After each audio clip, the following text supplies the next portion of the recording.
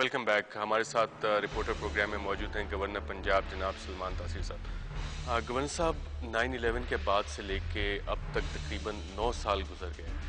اس 9 سال میں war against terrorism میں پاکستان نے کیا کھویا کیا پایا؟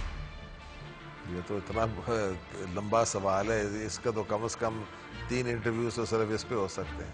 آپ کوئی مخصوص بات کریں نا. کہیں پاکستان میں ملیٹنسی 9/11 کے بعد بڑھی؟ پاکستان میں نہ صرف پاکستان میں، ساری دنیا میں بڑھی ہے. کیا وجہ؟ اور وجہ اس میں یہ ہے کہ سب سے پہلے تو میں بلیم کرتا ہوں یہ جو عراق پہ حملہ ہوا ہے.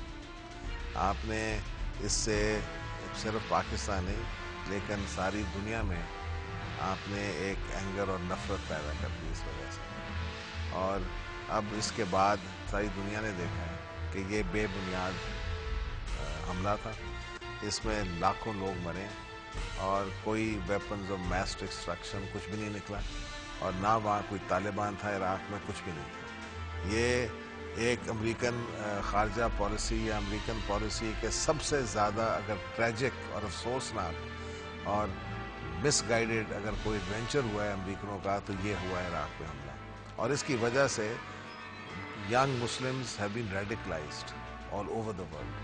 اور اس کی وجہ سے اور ایسی حرکتوں کی وجہ سے پاکستان میں بھی یہ آپ سمجھ لیں انتہا پسند جو قوتیں ہیں ان کو تقویت ملی ہے.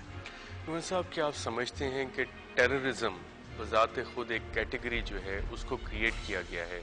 جیسے کہ ایک اگر کڈنیپنگ کا کیس ہوتا ہے اس کو بھی ہم ٹیررزم میں ڈال دیتے ہیں، ایک سمپل کرائم ہوتا ہے رابری کا اس کو بھی ہم ٹیررزم میں ڈال دیتے ہیں، کوئی بام بلاسٹ کا کیس ہوتا ہے جس میں کہ سارے criminal procedure code Pakistan penal code میں ڈیفائنڈ ہیں سیپریٹلی، لیکن ہم اسے ایک براڈ کیٹیگری بنا کے ٹیررزم میں ڈال دیتے ہیں. نیشنلی پاکستان میں بھی یہی کام ہو رہا ہے، انٹرنیشنل بھی ہم لوگ یہ کر کے ایک اتنی بڑی ہم نے بوگی کریٹ کر دی ہے ٹیررزم کی کہ اب وہ سیلف فلفلنگ پروفیسی بن گئی ہے ٹیررزم کی. دیکھیں، اگر کوئی آپس میں قتل ہوتا ہے، مرڈر جو ہے یا ڈکیٹیاں، وہ ہیں ایک اپنی جگہ. جو میس کلنگ ہوتی ہے تھرو ٹیررزم، یا آپ اگر بم بلاسٹ کریں یا آپ کسی جگہ پہ حملہ کر کے آپ یعنی سویلین پاپولیشن کو آپ ان کو بلو اپ کریں ایک سمبولک دکھانے کے لیے کہ ہم یہ بھی کر سکتے ہیں، یہ ٹیررزم کی کیٹیگری اور ہے. اگر دو لوگوں کی آپس میں دشمنی ہے اور کوئی قتل ہو جائے تو وہ ایک اور چیز ہے.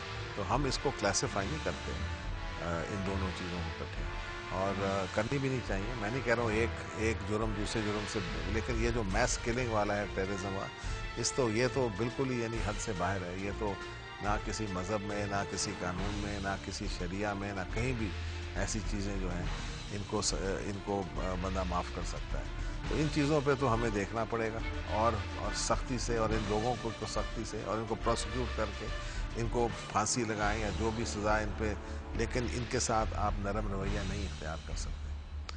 ان میں اور انڈیویجول کرائمز میں زمین آسمان کا فرق ہے. گورنر صاحب، یہ آپ نے اتنی ساری باتیں کی کہ اسٹرانگلی ان کو پروسیکیوٹ کرنا چاہیے، ایکشن ہونا چاہیے، لیکن جب آئیڈیولوجیکل لیننگس ہوں ٹو پیٹرنائز سچ آرگنائزیشنز تو پھر ایکشن کیسے لیا جا سکتا ہے؟ دیکھیں، آئیڈیولوجیکل لیننگس عوام کی تو نہیں ہے. عوام تو ان سے نفرت کرتی ہے، لوگ نفرت کرتے ہیں دہشت گردوں سے. تو پتہ نہیں آپ کس کی بات کر رہے ہیں. لیکن ہوتا یہ ہے کہ کبھی حکومت کیجیے، پھر بھی صوبائی حکومت کا موضوع ہے. صوبائی حکومت کبھی کمزور ہوتی ہے، ان سے ڈرتے ہیں. اور اس لیے میں نے بار بار یہ بات کہی ہے کہ جو صوبے کے سربراہ ہیں اگر وہ جا کے کہتے ہیں کہ جی طالبان اور ہماری ایک سوچ ہے، یا اگر آپ کا جو وزیر قانون ہے وہ ان کے ساتھ پھرتا ہے اور ساتھ پولیس کو بھی لے کے آپ پھرتے ہیں، تو آپ کا خیال ہے کہ پولیس آفیسر پہ ان کو ہاتھ ڈالے گا ان پہ؟ اس کے بعد جو ایک میجسٹریٹ ہے جب وہ ان کے خلاف پروسیکیوشن آتی ہے وہ اس کو سینٹنس کرے گا؟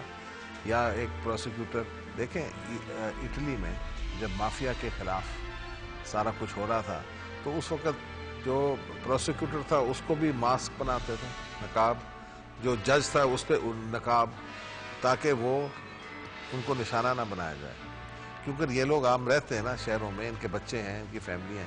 تو آپ ان لوگوں پہ بوجھ ڈال رہے ہیں، آپ ایک عام پولیس والے پہ بوجھ ڈال رہے ہیں. وہ جس دہشت گرد کو گرفتار کرے گا اس کے بعد اگر آپ نے اس کو پروسیکیوٹ نہ کیا اور وہ چھوٹ گیا تو آپ کا خیال ہے کس کو پہلے جا کے مارے گا وہ؟ تو یہ چیزیں جو ہیں، یہ میسج جو میں کہہ رہا ہوں آپ کو، زیرو ٹالرنس. मोहन साहब, ये ज़ीरो टॉलरेंस का मैसेज कैसे जाएगा जब आइडियोलॉजिकल की तो हमने बात कर ली, स्ट्रेटजिकली भी हम समझते हैं कि शायद कुछ तालिबान जो हैं वो गुड तालिबान होते हैं और शायद फ्यूचर में भी हम उनका इस्तेमाल कर सकें, और विकी लीक्स में जो कुछ सामने आया वो एक डिबेटेबल है कि उसकी क्रेडिबिलिटी क्या है क्या नहीं है, लेकिन एक वो इंडिकेशन दे रहा है कि शायद स्ट्रेटेजिक इंटरेस्ट के लिए कोई गुड तालिबान नाम की भी नहीं, चीज़। देखिए विकी लीक्स जो है ये बड़ी पुरानी बात है, और ये सारे डॉक्यूमेंट्स में से उसमें से चंद थे ऐसे थे, और वो बहुत पुरानी बात है। मैं अब की बात कर रहा हूँ 2007 के बाद जो इस वक्त दहशतगर्दी शुरू हुई है पंजाब और सारे पाकिस्तान में, ये सिलसिला जो है, ये मैस टेररिज्म, मैस मर्डर जो है, ये और इसका कोई आपस में गुड बैड तालिबान नहीं है। जो बंदा ये काम करता है वो जो है, he is an enemy of Islam and enemy of Pakistan. तो मैं तो इनको एक किसी और नज़र से देखता हूँ। अगर कोई बंदा किसी और वजह से उसको तालिबान आप कह दें या ना कह दें, या 2, 5 साल 7 साल पहले जब आपस में इनकी लड़ाइयाँ हो रही थी, वो किसी को तालिबान बना दें या किसी को तालिबान ना बनाए, मैं बात कर रहा हूँ इनकी टेररिस्ट की। आप इनको जो मर्जी नाम दे दें, but they are not good, they are all bad. Governor साहब, मुत्तहदा कौमी मूवमेंट के सरबराह अल्ताफ़ हुसैन साहब ने एक स्टेटमेंट दी कि मुल्क में मुहिब वतन जर्नैलों को शायद मार्शल लॉ लगाना चाहिए और करप्ट सियासतदान और फ्यूडल्स उनके खिलाफ एक्शन लेना चाहिए। मुहिब वतन जर्नैल कौन से? ये वही जानते हैं, मैं तो नहीं जानता, मुझे नहीं पता ये किसकी बात कर रहे हैं। साहब, डॉन न्यूज़ रिपोर्टर प्रोग्राम में शिरकत का बहुत बहुत शुक्रिया। Thank you very much.